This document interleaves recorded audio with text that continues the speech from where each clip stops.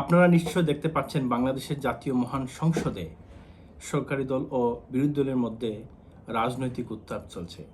গণভোট নিয়ে চলছে এক ধরনের তর্ক বিতর্ক। বিরোধী দল বলছে গণভোট এবং জুলাই সনদ অক্ষরে অক্ষরে বাস্তবায়ন করতে হবে। অন্যদিকে সরকারি দল বলছে আমরাও বাস্তবায়ন করব, তবে প্রক্রিয়াটি হবে ভিন্ন, অর্থাৎ তারা সংবিধানকে সামনে রেখে তারা সেটি বাস্তবায়ন করতে চায়। এ নিয়ে বিরোধী দল ইতিমধ্যে ওয়াকআউটও করেছে দুবার, আজ নিয়ে দুবার তারা ওয়াকআউট করেছে এবং সংসদে গণতান্ত্রিক পদ্ধতিতে মোটামুটি বলা যায় এক ধরনের উত্তেজনা ছড়িয়ে পড়েছে। বাংলাদেশের মানুষ বিগত 17 বছর এসব থেকে বঞ্চিত ছিল। গণতান্ত্রিক পদ্ধতিতে যে একটি সংসদ হয়, সেই সংসদে কিভাবে সরকারি দল ও বিরোধী দল বিতর্ক করে সেটি মানুষ দেখেনি, বিশেষ করে নতুন প্রজন্ম সেটি দেখেনি। এটি এখন দেখা যাচ্ছে, যা বাংলাদেশের রাজনীতির জন্য খুবই ইতিবাচক। আজ মহান জাতীয় সংসদে মঙ্গলবার ছিল প্রধানমন্ত্রীর নির্ধারিত প্রশ্নোত্তর পর্ব। এই প্রশ্নোত্তর পর্বে বাংলাদেশ জামায়াত ইসলামীর নায়েবে আমির, রাজশাহী অঞ্চলের সংসদ সদস্য অধ্যাপক মুজিবুর রহমান তিনি একটি প্রশ্ন করেছেন প্রধানমন্ত্রী বরাবর। তিনি তার প্রশ্নে বলেছেন যে বিগত 17 বছরে আওয়ামী সরকার কিংবা আওয়ামী লীগের নেতাকর্মীরা বিভিন্ন দেশে তারা বাংলাদেশের মানুষের কষ্টার্জিত টাকা পাচার করেছে।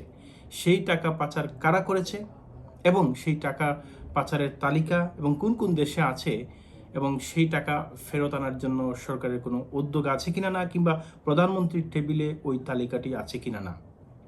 এই প্রশ্নের জবাবে প্রধানমন্ত্রী জনাব তারেক রহমান তিনি বলেছেন এই টাকাগুলো হচ্ছে মানুষের টাকা, মানুষের কষ্টার্জিত টাকা। এই টাকা যারা পাচার করেছে তাদের আইনি প্রক্রিয়ার মাধ্যমে বিচার করা হবে। তবে এই তালিকাটি এখন পর্যন্ত তার টেবিলে যায়নি, কারণ এটি প্রধানমন্ত্রীর কার্যালয়ের কাজ না, সেটি স্বরাষ্ট্র মন্ত্রণালয় এবং আইন মন্ত্রণালয়ের কাজ, তারা সেটি করছে বলে তিনি জানান, অর্থাৎ অগ্রগতির কথা বলেন। দ্বিতীয়াংশের যে প্রশ্ন ছিল যে এই যে যারা টাকা পাচার করেছে তাদের ব্যাপারে কি উদ্যোগ গ্রহণ করা হচ্ছে, মুজিবুর রহমানের এই বক্তব্যের জবাবে জনাব তারেক রহমান অর্থাৎ প্রধানমন্ত্রী বলেছেন যে ইতিমধ্যে আমরা বিশ্বের 10টি দেশকে চিহ্নিত করতে পেরেছি যে 10টি দেশে বাংলাদেশের টাকা পাচার হয়েছে মর্মে আমাদের সন্দেহ রয়েছে, এমনটা হচ্ছে বিষয়। তিনি অন্তর্বর্তী সরকারের আমলের একটি তিনি তথ্য, ওই সময়কার তথ্য সামনে এনে বলেছেন যে 2009 থেকে 2023 সাল পর্যন্ত 234 বিলিয়ন মার্কিন ডলার গড়ে প্রতি বছর 16 বিলিয়ন মার্কিন ডলার বাংলাদেশ থেকে পাচার হয়েছে। এই টাকা পাচার করেছে কারা? যারা বিগত সময় ক্ষমতাবান ছিল তারা। তিনি এও বলেছেন আমরা যে 10টি দেশের কথা বলছি, যে 10টি দেশ চিহ্নিত করেছি, সেই দেশগুলোর মধ্যে অন্তর্বর্তী সরকার এবং বর্তমান সরকারের প্রচেষ্টার ফলে মালয়েশিয়া, হংকং ও সংযুক্ত আরব আমিরাতের সঙ্গে MLLT যে চুক্তি, সেই চুক্তির বিষয়ে তারা সম্মতি পেয়েছেন। এই চুক্তিটি যদি বাস্তবায়িত হয় তাহলে যে টাকা ফেরত নেওয়ার বিষয়টি সেটি অনেকটা সহজ হবে। এই চুক্তিটি কি আসলে? এই চুক্তিটি হচ্ছে মূলত অর্থ পাচার রোধে পারস্পরিক আইনগত সহায়ক চুক্তি বা মিউচুয়াল লিগ্যাল চুক্তি বলা হয় এটিকে। এই চুক্তি করা হলে, এখনো চুক্তি কিন্তু হয়নি, চুক্তিতে স্বাক্ষর করার সম্মতি পেয়েছে বাংলাদেশ সরকার, অর্থাৎ এই 3 দেশ থেকে। বিশেষ করে আমরা যেহেতু সংযুক্ত আরব আমিরাতে আছি, আমরা এখানে যারা আছি আমাদের যথেষ্ট আগ্রহ রয়েছে। সংযুক্ত আরব আমিরাত হচ্ছে একটি মানবিক দেশ। এই দেশ বিশ্বের জন্য উন্মুক্ত।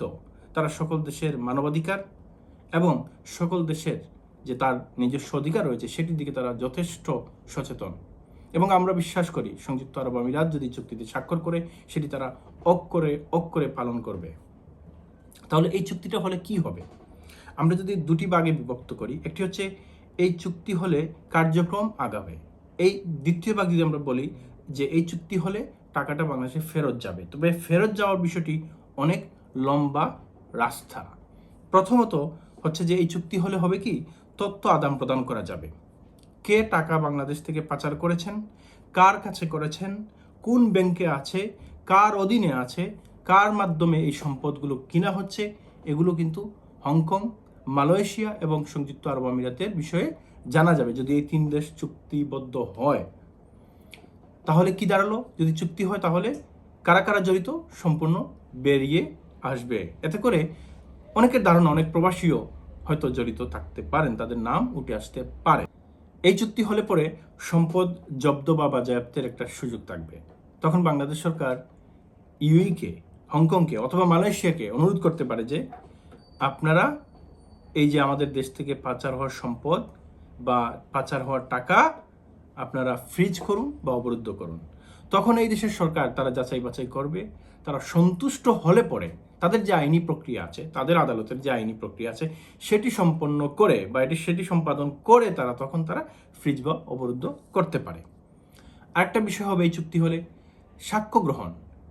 বাংলাদেশের আদালত যদি মনে করে যে আমিরাতে কেউ আছেন যিনি টাকা পাচার করেছেন, তার স্বাক্ষর প্রয়োজন, তখন এদেশের সরকারের সঙ্গে এটা মূলত বাংলাদেশের অ্যাটর্নি জেনারেল এবং আইন মন্ত্রণালয়ের মাধ্যমে এখানে আসবে। তারপরে এই দেশের সরকার অনুমতি দিলে পরে এই যে আসামিগুলো কিংবা যাদের সাক্ষ্য প্রয়োজন তাদের সাক্ষ্য গ্রহণ করতে পারবে। তারপর হচ্ছে আসামি শনাক্ত করতে পারবে, হ্যাঁ, তাদের বিরুদ্ধে মামলাও গ্রহণ করতে পারবে। এই আসামি শনাক্তকরণের ক্ষেত্রে বাংলাদেশ থেকে আসামিদের শনাক্ত করে এই দেশকে অনুরোধ জানাতে হবে যে আমরা এই অমুককে আমরা আসামি হিসেবে মনে করি। তারপর যে নেক্সট বিষয়টি আসবে সেটি হচ্ছে মামলা করতে হবে বাংলাদেশে। টাকা যদি ফেরত নেন, মামলা করতে হবে কিভাবে? বাংলাদেশে আদালতে মামলা হবে এবং দোষী সাব্যস্ত করে তাদের বিরুদ্ধে গ্রেফতারি পরোয়ানা জারি করে বাংলাদেশের অ্যাটর্নি জেনারেল এবং আইন মন্ত্রণালয়ের মাধ্যমে যে 3টি দেশের সঙ্গে কিংবা 10টি দেশের সঙ্গে যদি চুক্তি হয় সেই দেশে পাঠানো হবে প্রয়োজনীয় তথ্যাদি বা প্রয়োজনীয় কাগজপত্র। তারপর এখানকার আদালত যদি মনে করে যে ঠিক আছে, তারা সন্তুষ্ট, তাহলে সেই ব্যক্তিকে তারা গ্রেফতার করতে পারে, তার সম্পদ বাজেয়াপ্ত করতে পারে, ফ্রিজ করতে পারে।